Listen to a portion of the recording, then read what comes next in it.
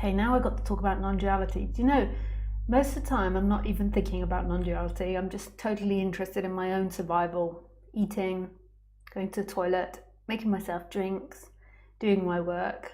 I love doing creative work, so I do a lot of creative things during the day. And most of the time my focus is simply on those very simple things. Sometimes it stretches to paperwork and accounting, but most of the time, oh yeah, I'm walking and feeding the dog. That's the other thing, and gardening a little. So that's most of the time, and I really don't think about non-duality. Even when I do my sessions, a lot of the time in the sessions, I talk about non-duality to an extent, but a lot of the time it's like working through some tight energetical blocks that somebody's got, rather than talking about non-duality. And if we get through the block and the energy releases a bit, or I don't know, for some other reason, then I'll target non-duality. But the rest of the time, I don't think about it. Sometimes maybe I'm thinking about it in regard of what someone said to me.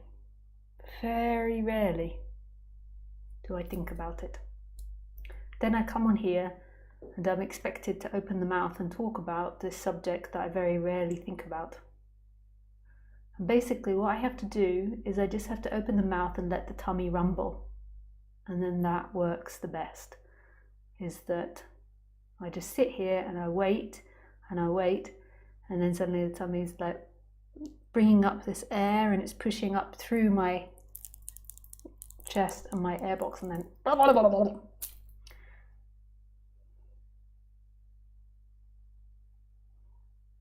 you don't need to think about non-duality. You're only thinking about non-duality when you're suffering, really, unless there's some sort of practical reason for it. It's like a seeking energy. You're trying to get to something better than what you currently have because you don't currently like what you're experiencing. That's the pattern of it. That's not the ultimate reason. The ultimate reason is it's just happening. That's what's happening, but on the plane of the line of the human has gone through its life. It's accumulated things that it's been told will give it what it wants, and it's accumulated them. It's been like, God, this really doesn't give me what I want. I really don't feel satisfied. Or it hasn't accumulated things. It's hidden in its bedroom and hidden under its duvet. And then it's thought, I really have to do something meaningful with my life. I can't just keep hiding. And so it looks for ways to stop hiding from life. And then there could be the middle road where you just stumble on it because your boyfriend or sister or someone you fancy is into it. And then you keep going on retreats because you're like, well, they're going on it and I'll just go on it because I like them. And then suddenly you get interested in non-duality. But most of the time, it's because of suffering. You've either accumulated a lot of things and realized it's not in those things, or you've been too scared to accumulate those things and you realize that you have to do something. And you end up coming into this subject. And then you think about this subject and you think that your thinking will lead you somewhere. But little do you know, this subject is pointing to something that was there prior to your brain even being able to think.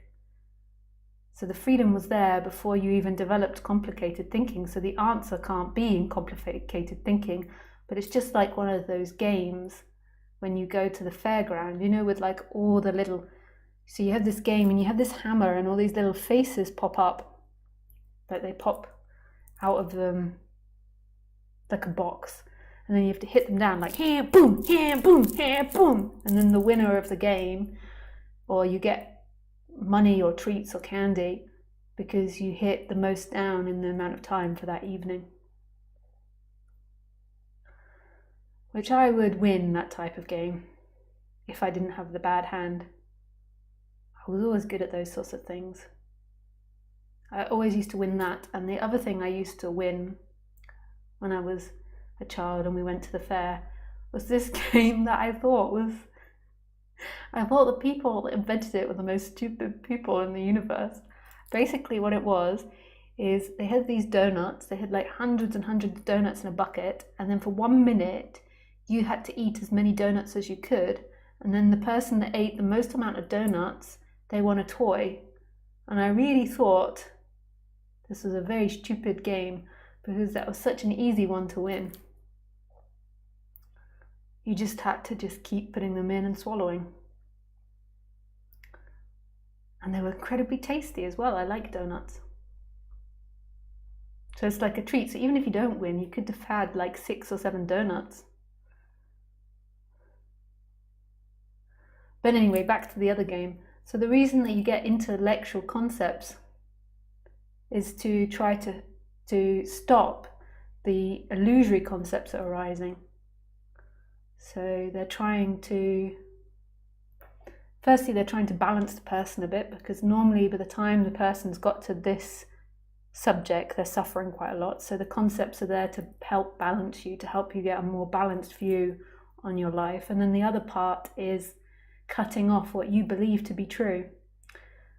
And waking up is when you let go of all your concepts and you become like a baby again, but just with intelligent thinking.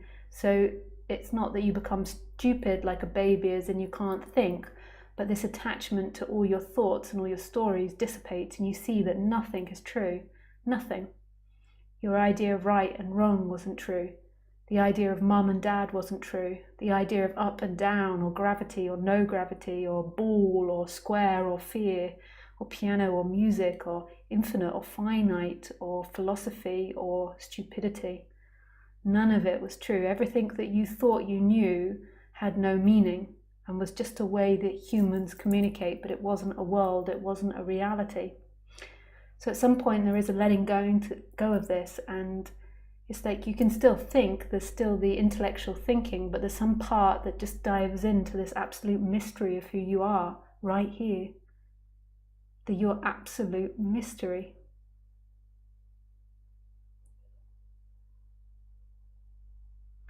But you have to be so courageous to take this path, because it means letting go to your attachment of bad and good, and these 2 concepts are most probably the strongest concepts that we have in our society. Now, most of you that are listening to me think that you're the good person, but you're really not. You're not good or bad. You're just as you are, responding to life with your particular conditioning and programming. And if you're the psychopath, then maybe you should get a sticker that comes on your head, but it doesn't mean you're bad. You just have lack of chemicals of empathy. Certain parts of your brain aren't functioning, and your parents treated you in a certain way, but that doesn't make you bad.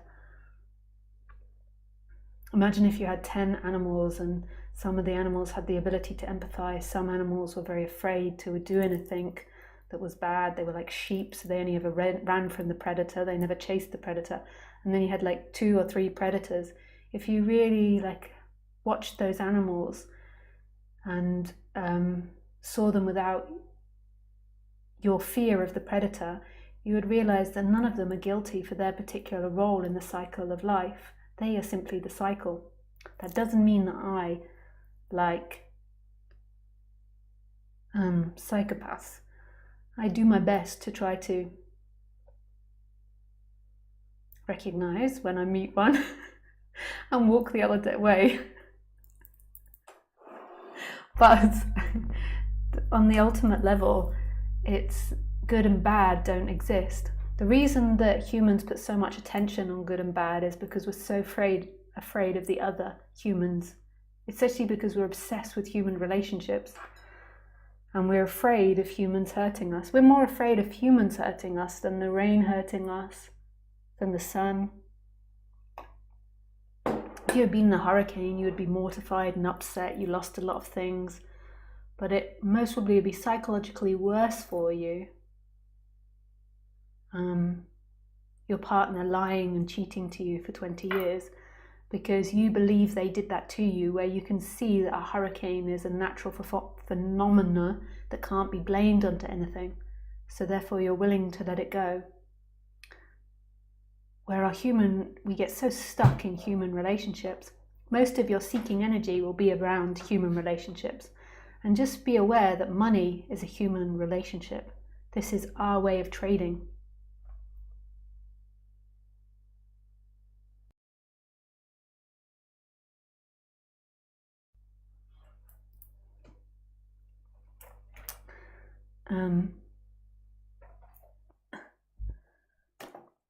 So it's our way of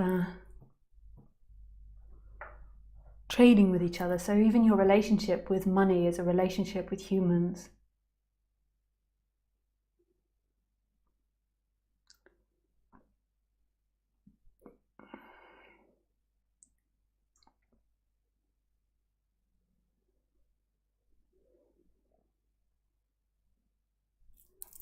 I really don't personally like nice spiritual people. I find them a bit nauseating.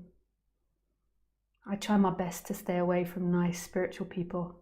Firstly, and secondly, people that pretend to be nicer.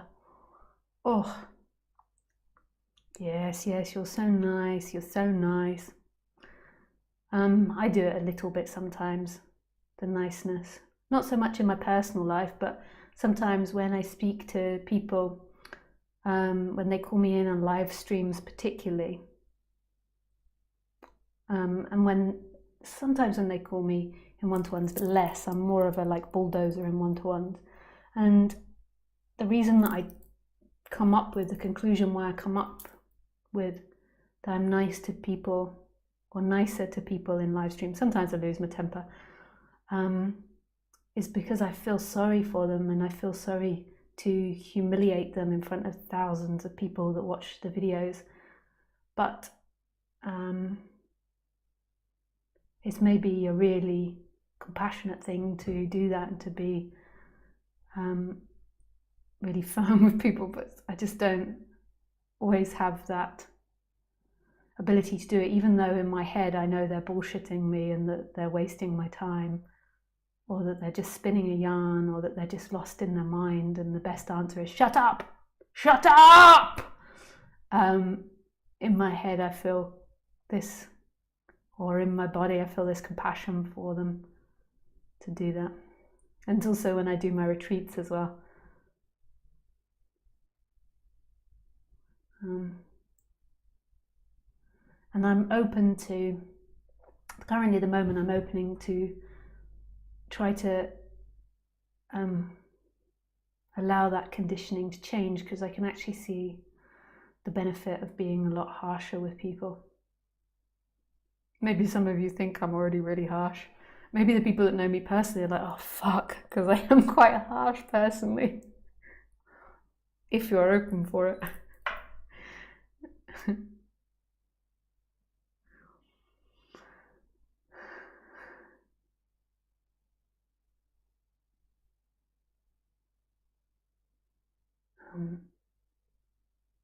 But yeah, all this namaste. I like the word. I see God in you. I think that's really beautiful. But oh my God, there's a lot of fakeness around all this stuff. Namaste. How spiritual does everyone think I look?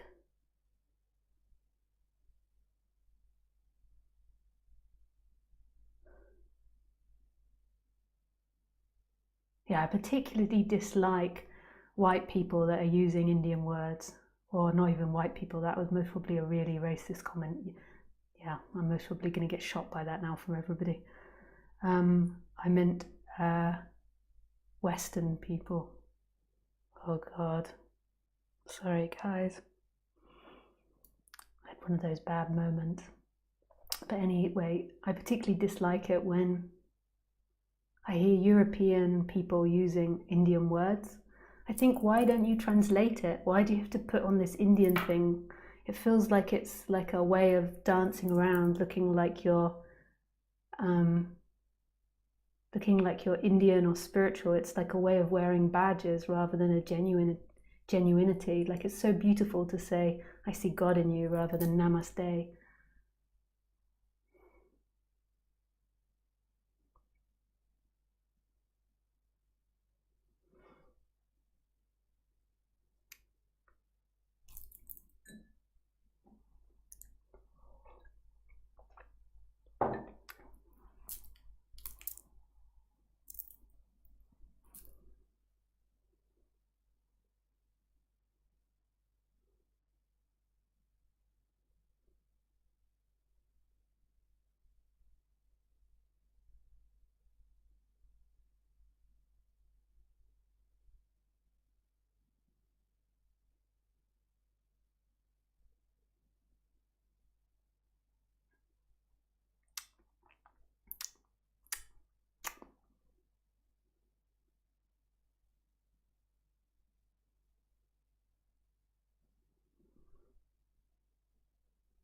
There's two types of communication you have with humans. There is what they're trying to sell to you on the surface level, what they're trying to sell to you. This is what I am. And then there's this more deeper, authentic communication underneath. And most of the people that you meet don't get to that deeper, authentic communication. They stay on this surface of what they're trying to sell to you. And the surface one works most probably quite well in our society, because everybody's sort of really in this deep sleep together where they're dreaming each other's bullshit and agreeing with each other's bullshit. Oh yes, that is so nice. Would you like a piece of cake and a cup of tea? Oh yeah, you look lovely. Yeah, da da da da da da da. And there's this like collective dream that happens, and then there's this more authentic way of being, where you speak from this deeper level of what you really mean. I know inside and outside world. I don't recommend doing that with people in this daydream, because what will begin to happen is you'll get a lot of rage from them, because they won't even understand it. But where you can, where that is possible to express yourself more authentically, it's really beautiful, because what happens when you're being authentic is you disappear. You forget yourself. You're no longer trying to present this top layer. You're just being more authentic, just acting. It's like when you are an artist, when you really paint, or when you really create music, or when you really sing, you forget yourself. And it's like trying to get down to this more authentic way of being, this more authentic you. It's not super easy. I find it challenging, because most of the people that you're around don't accept that. Like, even people that are listening to this, which should be the most open-minded, have resilience against me burping, which is like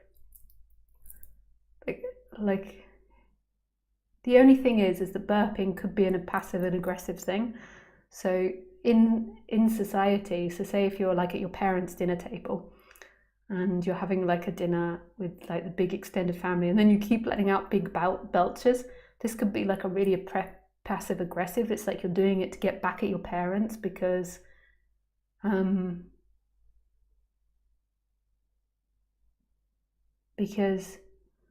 you've got issues with your parents, whatever. So that's one way of being. So I'm not suggesting being like that. That's a surface game. But then there's the other way. You're just sitting here giving a talk and a burp comes up and there's not even any thought about it. It's not purpose or not purpose. It's just a burp. I've got to admit, when I do fart, I turn off the microphone, because I just think that you guys can't accept it. To be honest, I don't have an issue with my own farts. I think though that you can't accept it. That's too much of a boundary pusher. Oh, I love what comes out of my mouth so sometimes. And then when somebody shows it back, I'm like, yes, I have a microphone button here, so I just click it when I need to let a windy pop off.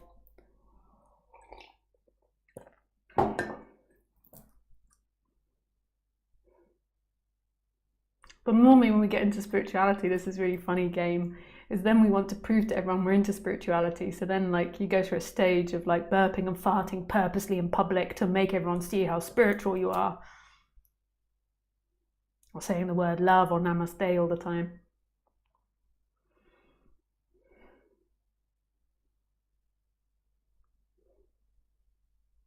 My big blunder with the white people earlier. At the moment I'm writing this script where this Indian guru calls Westerners white people. It's very funny, and I just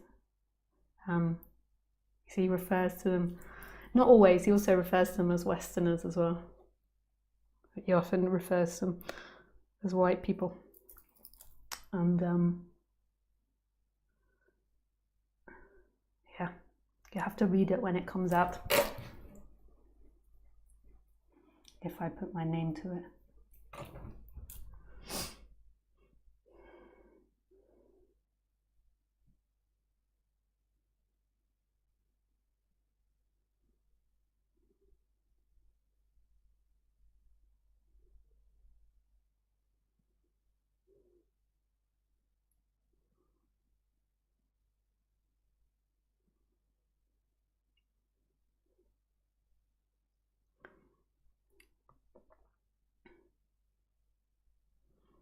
Oh, she got a boo-boo.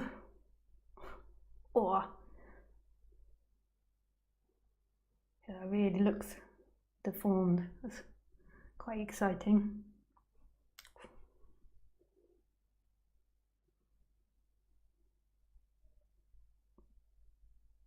I'll make sure I take a picture and show my mum.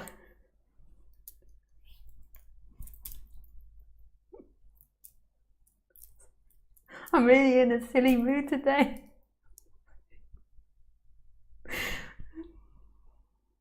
I've already sent a picture to my mum.